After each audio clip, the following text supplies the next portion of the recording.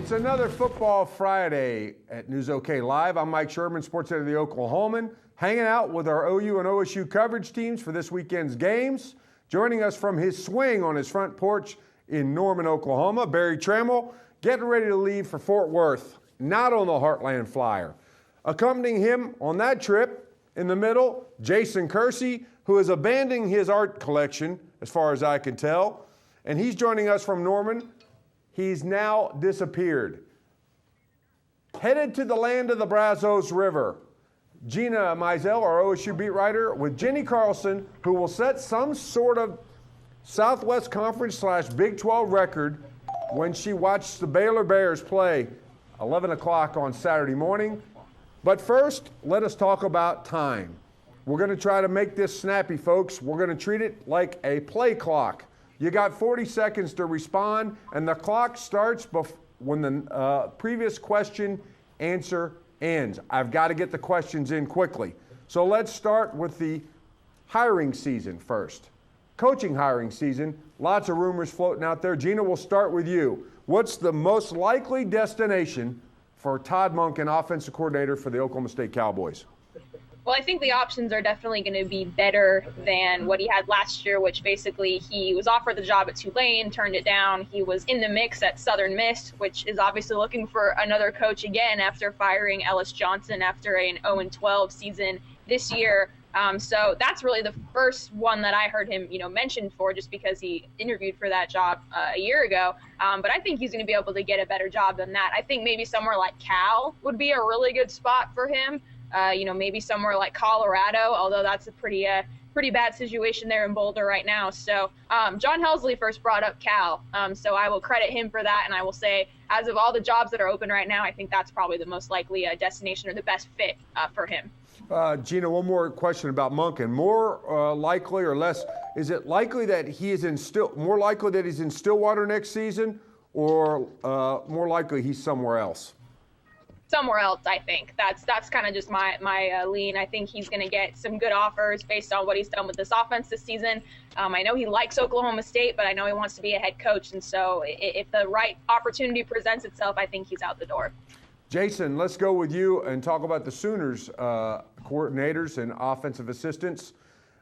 Which of those is most likely to get a bite for a head coaching job this year? Well, I think the coach most likely to leave. I don't think any of them will, honestly, but I think if one did, it would be Jay Norvell, and that's because he's kind of got he's such a good recruiter, and I think that's one thing that really works in his favor. I think he has really gained a lot of credibility with the way he's coached these receivers up this year. Bringing in some transfers and making it all work. So I would expect he's the most likely candidate to leave. Barry, what kind of surprises do you think might lurk in store for Oklahoma State and this coaching season? Do you see any sort of wild possibilities lurking out there? I sort of think that Josh Heupel's a little bit of a wild card. I think people will migrate to Heupel. He's got a name. Got a good track record. He's young. He's boring with us, but he can put on the charm to some extent. Jenni Carlson made him cry one time, for crying out loud, so that he's not an android. So, I agree. Todd Monken's the most likely to go, and I think Norvell's could be a hot candidate, but watch out for Heupel. He could be on the market too. And I will not let that go without asking Jenni about making him cry. Jenni, you've made lots of things happen with your columns. You've made people raise money. You've made people care. You've made people injured and lose games with your columns and the jinx. Whoa, what? But one thing I never knew that you made somebody cry. Pray tell. This was actually before a column ran. I was writing about Josh Heupel, and in the course of the interview, some of the questions caused him to get a little emotional, shed a few tears. So it wasn't what I wrote, it was what I asked. But yes, he did cry. So not an android. You're correct, Barry. Don't be asking any of these questions on this set. I hate to see Barry cry. I've never seen him cry. I hate to see it. Okay, let's jump on to the next season. Want me to cry? Show me Home Alone. I always break down at the old man. I cry at the end of Planes, Trains, and Automobiles when Steve Martin's on the when he's on the train and deciding to go back and get John Candy. That's a choke 'em up every time. I cry in the movie Up during the early montage of their lives together. Gets me every time. That's the second time somebody's brought up this week. Gina, you brought up. Yeah, well, no.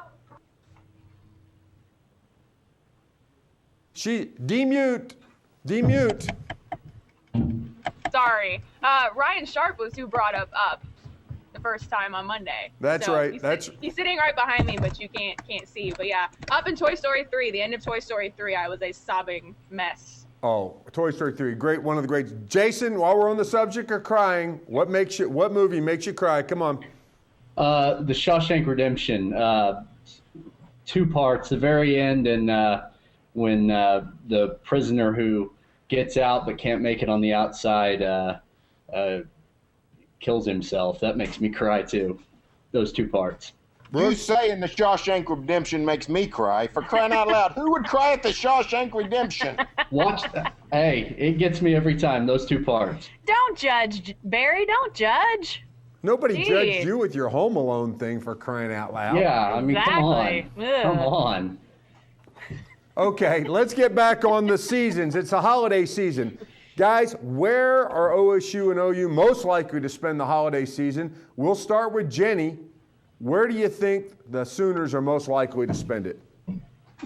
Oh, gosh. I mean, you have to start by what do you think is going to happen in the Kent State game? And I think I've got Kent State losing, so I got the Sooners going to the Sugar Bowl. I think that they're going to still make a BCS Bowl, which I know is not going to be consolation to a lot of fans who had higher aspirations. But, hey, a Sugar Bowl matchup with the possibilities that are out there, that's going to make for a pretty good holiday season for a lot of Sooners. Barry, tell the story of your old shoes in New Orleans.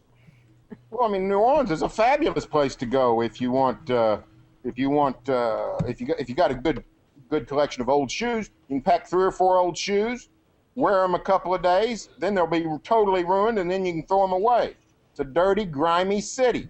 Nobody in their right mind should want to go to New Orleans. Best case for the Sooners, if they can't get to the Fiesta Bowl, best case is for Kent State to win, and the Sooners get themselves to the Cotton Bowl. Hey, the fact that Barry doesn't like New Orleans is a huge upset, folks. It's a great culinary city, and he can't see past a little bit of dirt and grime to really embrace New Orleans. Here's why he doesn't like New Orleans, and let's get down to the getting down. He once wrote, what was your line about I will park cars in front of the games? What was your line about that? And they're still waiting for you to park cars at a Hornets game in New Orleans? Well, I mean, I said if the Hornets go back to New Orleans, I'll go down and park cars at the first Hornet game when they're back permanently. But I said that before Clay Bennett decided to buy the Sonics. As soon as he bought the Sonics, that ended it. So as soon as Clay bought the Sonics, I knew they were going back. They didn't have anywhere else to go. Despite what George Shen believed, Oklahoma City was not big enough for 2 NBA franchises. Okay, Jason, Sooners and the holiday season, where will you and Bob Stoops be spending it? Well, I think the Sugar Bowl seems like the most likely destination. I think Northern Illinois is going to win, and I also think Kansas State's going to win.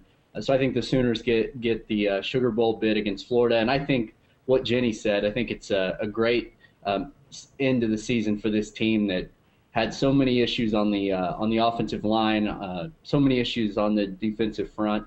For them to end the season in the Sugar Bowl really is pretty remarkable if you think about it. 3 sugar. I think it's great that we're all, and I'm not busting you. I'm with you on this. We're all sitting here acting like we know who's going to win the Kent State Northern Illinois game. We don't know one thing about it. We don't know. If we watched the game, we couldn't even tell who's who. We don't know their colors. We don't know anything about this. It's like watching Australian rules football or something. Speaking as someone who knows less about any of this than anybody else, I will say I definitely don't know. But you went sugar, sugar, sugar, and nobody said who they'll be playing. Real quick, Barry, who's their foe in New Orleans? Oh, Florida's automatic for the Sugar Bowl. So that's one thing we know. We sort of know where everybody's going to line up. We just don't know where the Sooners or the Cowboys are going. But Florida is a virtual shoe-in for the Sugar Bowl. Gina, let's talk about Oklahoma State. Where will you and Mike Gundy be spending the holidays? Well, for weeks I thought it would be the Alamo Bowl in San Antonio, but as I wrote today in the paper, just based on how things have gone down the last couple weeks with Texas losing to TCU and now OU seeming to be in line for a BCS berth, I think the Cotton Bowl is certainly a possibility. Now, it'll be very interesting to see how the politics of all of this play out. Texas and Texas A&M is a potential matchup in that game, but it sounds like people on both sides from both schools don't necessarily want that to happen and have that rivalry renewed already, since there are still some ill feelings between both schools. So maybe Oklahoma State slides up there, plays Texas A&M or possibly LSU, which would be an awesome matchup for all of us. But not the Cotton Bowl. I think the Alamo Bowl in San Antonio against either UCLA, who I think will lose the Pac-12 championship game tonight, or Oregon State could possibly go in there too, which would be OSU versus OSU. Orange and black would be a little bit difficult to figure out who's cheering for who, but that's what I think. The Cotton Bowl. Ben, let me ask you a question. Why wouldn't A&M want to play Texas? I've heard the same thing, but it seems like A&M would be licking their chops to get a shot at this sorry Texas team. What if they lose, though? Then it's like, oh, seems like a bad attitude. Sorry. There's certain people you don't want to play golf with. There's certain people you don't want to go to a dinner party with. There's certain people you don't want to get trapped in the booth at Papado's with, Barry. They may text the whole time you're eating. It may be, and I think that's how the Longhorns and the Aggies view each other. Here's what I say. Whoever knew that DeLoss Dodge was going to do the Oklahoman a solid? He won't let our videographers in to shoot the Cotton Bowl when it's the OU Texas game, and they got control. But here it is. He might put us at Jerry's World against the Cowboy. Against who, Jenny? Who could be waiting for the Cowboys in Arlington if that dream scenario comes out for us? Oh gosh, doesn't the dream scenario have to include Les Miles and LSU? I mean, come on, if we're talking dream scenarios, I think we have to go with that. I mean, it would be awesome. And I tell you what, kudos to OSU people, because they are a big reason why bowls like the Cotton Bowl want to trade up and get the Cowboys. The Cowboy fans travel, and that's a huge deal when you're talking about bowls. That's why you see so much trading being talked about. A bowl wants Oklahoma State because its fans get out and go to the games. That's a huge part of this. And so if they do match up with LSU, the fans deserve a huge pat on the back for that. Barry, Les Miles or Johnny Football? Who would you rather see awaiting the Cowboys at the Cotton? Oh, well, I mean, I'd rather see Les, of course. I mean, that's an easy one. But, with when you're dealing with those choices, I think Johnny Football is going to win the Heisman for the very best of reasons. His nickname. You can't go wrong with either matchup. I mean, you got the A&M band. I wonder if you could have LSU play in the game, but the Texas A&M band perform at halftime. That would be my selection. Why don't you check on that? You offended legions of A&M fans with your reference to them as the Chinese Army. Why don't you email those folks and ask them if they could arrange it? I'm not going to deal with them much anymore.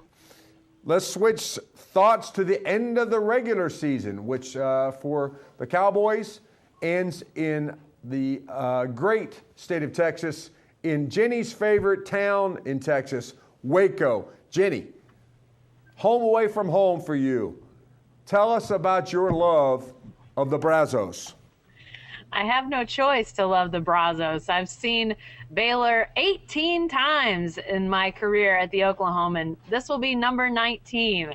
And many of those years, it has been dual years. I've seen them twice. I've seen them once in the state of Oklahoma and once in their home stadium in Waco. So yes, I've seen Baylor a lot. And this includes a couple years when John Rohde took over as the second columnist. And so I didn't even see them a couple years.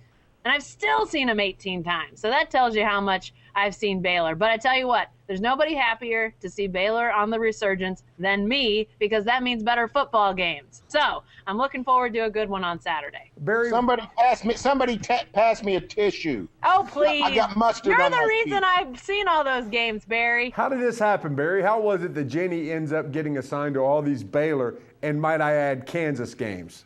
Well, she's a graduate of KU, for crying out loud. Who doesn't want to go home and visit the old alma mater? I don't understand the fighting Baylor Bears. You got the Dr. Pepper Museum. You got. How would you know? Yeah, exactly. How do you know? You got all kinds of things in Waco. And how would you even know? I've spent a few nights in Waco myself. How many? When somebody has crickets land on their head, come and talk to me. I've had crickets land on my head in my hotel room in Waco. And for all now I we know, know why he doesn't want to go back. And for all we know, one of them will land on your head in the next 5 minutes. In the meantime, Gina, let's talk about the game.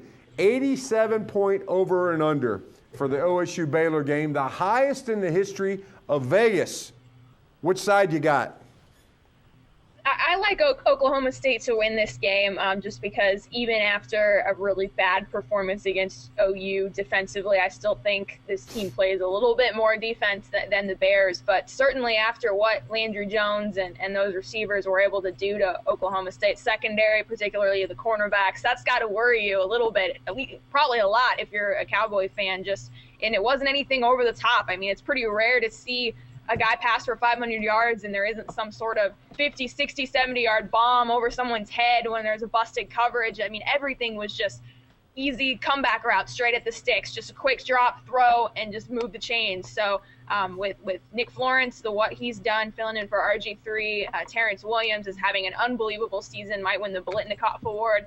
It's certainly going to be a high-scoring game. So I think 87 points is probably a good over-under for this game. But I like the Cowboys in a close one. But Baylor's certainly going to score a lot of points, I think, tomorrow. Jenni, who you got and why?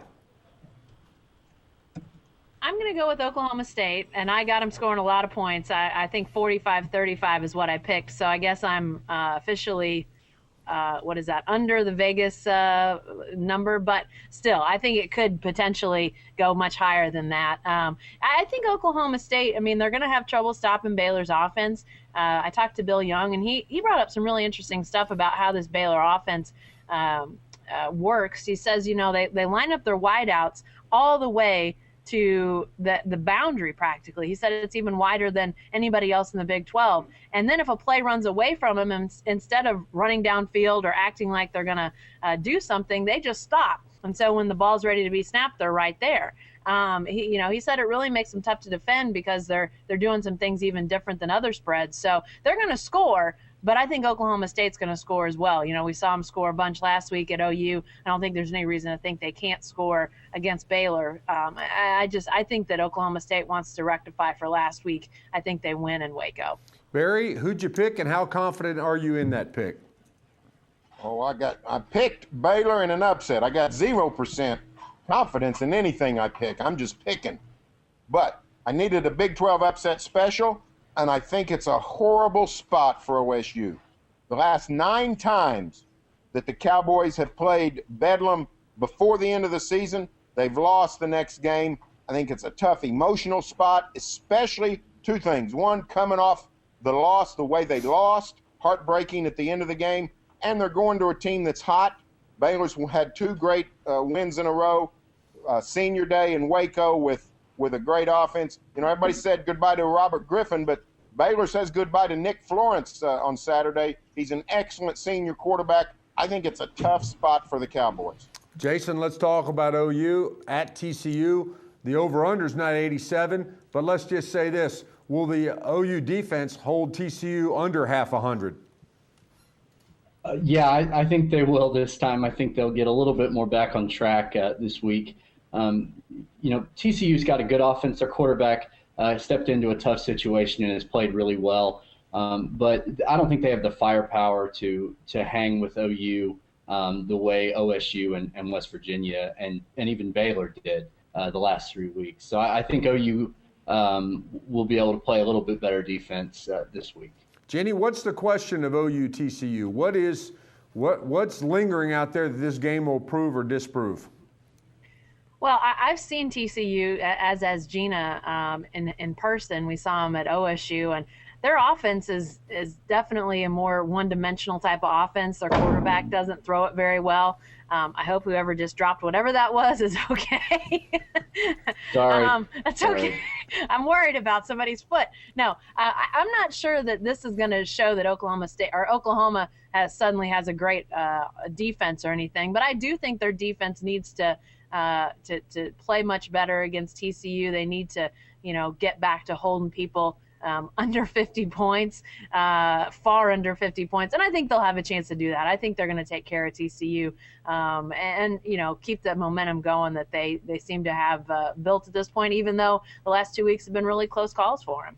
Berry, as the main contributor to the Brent Venables Print Defense Fund through the years, as one of his great champions, when will you start singing from the rooftop of how your man has been unfairly criticized and castigated since Mike Stoops brought his defensive strategies to town and has succeeded even less? Well, I don't know. It's getting pretty close, isn't it? This OU defense turns out not any better than last year's OU defense. So the truth of the matter is, it's just hard to play defense in this league. It just is. OU's going to play better tomorrow, and let me tell you why. TCU's offense isn't nearly as good as Baylor or West Virginia or OSU's. TCU's defense is way better. In some ways, TCU is the throwback team in the Big 12. This is the toughest team in the Big 12. It's the most defensive-minded team in the Big 12. I think the Sooners are in for a rough game. They could lose in Fort Worth tomorrow easy. I picked OU to win, but I think it's going to be tight. It could come down to another fourth down, but it's not going to be a 50-48 or 45-45 or any of those crazy scores. Does anybody realize what just happened there? Berry Tramel said another team in purple, not named Kansas State, was the toughest team in the Big 12. Bill Snyder just tore up the Christmas card he was writing for you, Berry. He tore it up long ago. He picked against them so many times this year, Sherm. He's off the Christmas card list for Bill Snyder. Hey, let's talk about the offseason now. You're like this. You're like this. You wish. You were. Hey, let's end it up by talking about the legacy of Bedlam, the 2012 Bedlam game, which we all witnessed last Saturday in Norman, a game that was wildly entertaining. Jenni, let's start with you. What are we going to take away from this game? What will we be talking about 5 years from now about the game we saw last Saturday? Golly, there was so much stuff that happened in that game. You just you could go back every day and find something different that you forgot about. So much happened early in the game that nobody even thinks about at this point. They went to halftime tied. That was entertaining. The way that the game ended. I was so wrapped up in things. I didn't realize that when OU scored at the end of the game, there were 4 seconds left on the clock. I looked up and said, oh my gosh, they scored with 4 seconds left on the clock. Just unbelievable stuff, all the way around. You and Bob Stoops both didn't seem to know how much was on the clock. That was remarkable to me that they got that close to the end of the game. They could have got a first down and not had any time to do anything with it. So, it was just crazy how that game went down. But we'll probably remember that game for the overtimes and say, why don't we have overtime more often in Bedlam? That was a lot of fun. Jason Kersey, what's the legacy? What are you taking away? I think what I take away from the game is kind of what I've thought about OSU all season. At the beginning of the year, I thought that OU would be able to win that game with relative ease. I thought that this would be a game that they'd really bounce back in Bedlam, get some revenge for last year, all that. But this game, I think, is irrefutable proof that Mike Gundy has really built a program to last there in Stillwater. I think this game is not going to be like it has been for pretty much ever, with OU dominating the series. I just don't think it's going to be like that for the foreseeable future, and this game proved that, I think. It's always Bedlam in Stillwater, and now it's always Bedlam anywhere. Gina, what's your takeaway from the Bedlam game of 2012? Well, obviously, I don't have the history with this rivalry and this state that, Jenni or Berry or Jason even has, but that was one of the most fun, entertaining football games I've ever seen in person in my life. It was just so entertaining, so much scoring. If you don't like offense or like defensive battles, then it wasn't the game for you. But man, it was just super exciting. Watching those two offenses go up and down the field. You got overtime, and it was really fun. And so I think what everyone said so far about this being a true rivalry now, what Mike Gundy's done in Stillwater, I think it's foreshadowing potentially what's to come with these two teams. And I think pretty much every time they meet now, there's going to be some sort of Big 12 title implications, some sort of bowl pecking order implications, and that makes it fun. Again, I come from Arizona, from a rivalry with Arizona and Arizona State, which is a very heated rivalry. Those two fan bases, those teams don't like each other. But when's the last time that game had any sort of significance whatsoever as far as national picture, conference title picture? It never does. It's pretty much just for bragging rights. So to see a rivalry that has the hatred or whatever you want to call it between the two teams and the two programs, plus college football implications, that's really exciting. So that's what I most take away from it. So we've got Jenni, I love college football overtimes. We got Jason saying that the Cowboys, this is proof that the Cowboys are a powerhouse program to be reckoned with. Gina loves the entertainment. Berry, what's the legacy of Bedlam for you? Well, I think it may be this, and it goes back to a little bit of what Vinegar Bend was saying, which is this. A lot of OU fans want to hold back and say, hey, this is not a bragging rights rivalry. It's not a true rivalry. Okay, I'll let you say that. But here's what Bedlam's become. Bedlam has become the premier game in the Big 12 Conference. Don't look now, but the best two football programs in the Big 12 over a sustained period of time are OU and OSU. It's not OU and Texas. Texas is 11-15 in its last 3 years in conference play. The Horns have sort of stepped off the summit. OU and OSU had the same conference record over 5 years going into that game the other day. I'm not saying Bedlam has become OU Nebraska, but it's moving in that direction in that OU and OSU has been the most important conference game over 5 years. And to me, that's what has enhanced the rivalry. It's like Vinegar Ben said, this game matters in terms of the conference standings, in terms of national implications, in terms of big-time bowl appearances. And in terms of getting you guys on your merry way to Texas, we'll let you go right now. That's all for this Football Friday Hangout on News OK Live. I'm Mike Sherman for Berry Tramel, Jenni Carlson, Gina, Mizell, and Jason Kersey. Thanks a lot. You can stay with the best coverage team every day at News OK and every morning in the Oklahoman. Swing away.